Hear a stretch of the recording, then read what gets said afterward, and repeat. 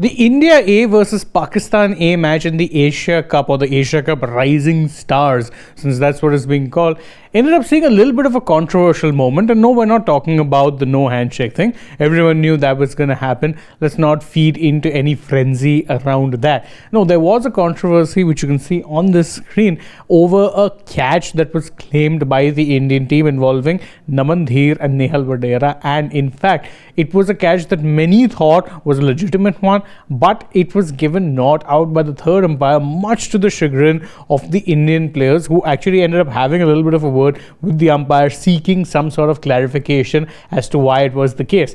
Truth be told, they needn't have done that, because the third umpire was operating under the laws that have been prescribed and recently come into effect by the MCC, which talks about bunny hop catches. Bunny hop catches obviously being those where you end up attempting to take a catch, go beyond the boundary line, so you throw it up, hop it a couple of times, or at least once, whilst outside, but not touching outside of the boundary rope. And that is something that they have sort of cracked down on a little bit, and this catch being ruled out was directly a result of that. Let's take a look at why exactly it was ruled out, basis the laws of the game, or the updated laws of the game. And the law in question, the main one, is this one.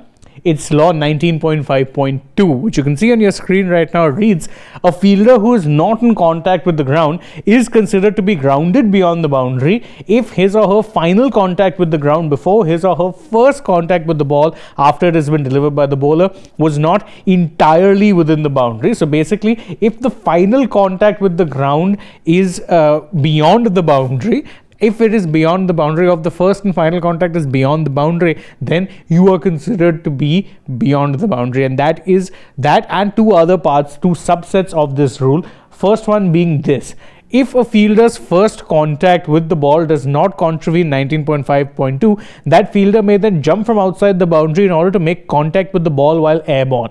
After making contact with the ball once airborne, all subsequent contact with the ground by that fielder until the ball is dead must be within the field of play.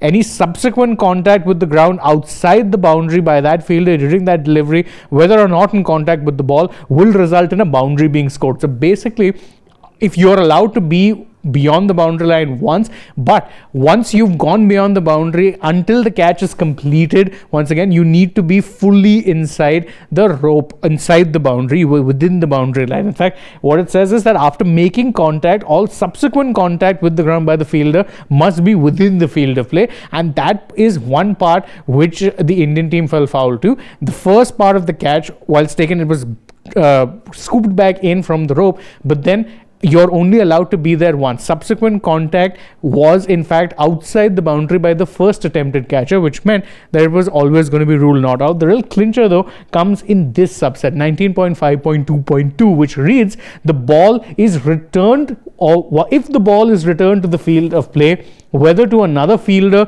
or onto the ground by a fielder who has jumped from outside the boundary, that fielder must land and remain within the boundary until the ball becomes dead. Otherwise, a boundary shall be scored. So that part is key. The fielder must land and remain within the boundary line until it becomes dead. So if it is returned to the field of play by another fielder or by a fielder who has jumped from outside the boundary, that fielder must land and remain within the boundary until the ball becomes dead. Otherwise, a boundary shall be scored. So this part is key.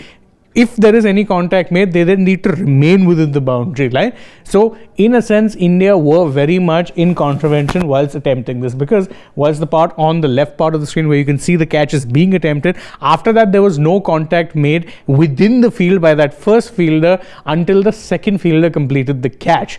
That meant that it should have been scored a boundary. Of course, the umpire made a little bit of an error there as well, because a boundary wasn't given. It should have been scored a boundary. Technically, it should have been scored a 6, or at least a boundary, but it was no run was given. But the umpires were within their rights to actually give it not out, because according to the new rules, which were proposed, let me remind you, in June of this year, but came into effect from October of this year, it wasn't a dismissal. So that's it really. Let us know if you were aware of this rule, or if you too, like the Indian team, got a little caught up wondering why it wasn't given out. And don't forget, if you enjoyed our work, to like this video, share it with your friends, subscribe to the channel, tap the bell icon, follow us also on social media. We're on Instagram, X and Facebook, and stay tuned for more such videos from the world of sport.